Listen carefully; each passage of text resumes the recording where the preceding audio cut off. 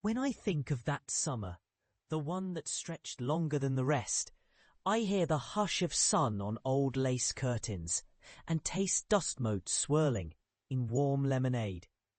I was 12, and my grandmother's house, loyal and stone-faced on the northern hill, welcomed me as it always had, folding me into its careful clutter and muted quiet.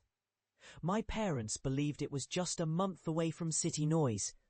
I understood even then it was sanctuary, or something a little softer than solitude.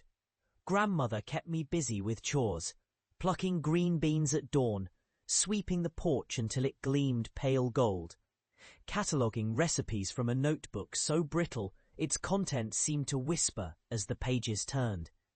But afternoons were mine, and I'd slip away to places sun rarely reached. The attic especially called to me. Each box and trunk loomed like a ghost of laughter. The dust held secrets heavier than air.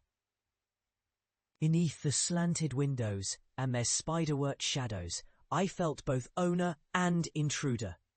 That is where I found the photograph, not in any frame, but pressed between the worn covers of a hymnal.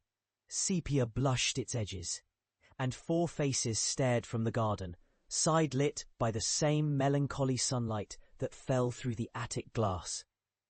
Grandmother stood rigid, with mother beside her, both so much younger. But the boy between them, the one with a stranger's jaw and a knowing smile, I could not place. His hand hovered just above grandmother's wrist, but their eyes did not reach each other. Above all, they were watched by a 5th figure at the edge of the hedge, a blur, as though the camera remembered it unwillingly. That night, thunder trembled the walls, and I wandered sleepily from my room.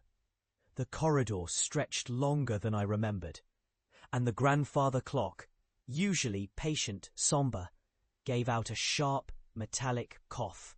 I paused beneath the portrait of grandfather, his gaze fixed eternally out the window.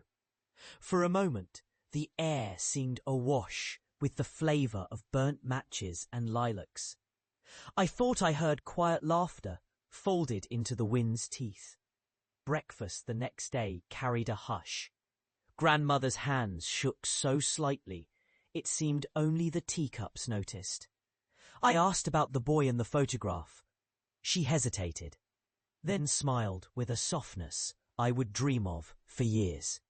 "That was your Uncle Peter," she said, slow, uncertain, as if she hadn't.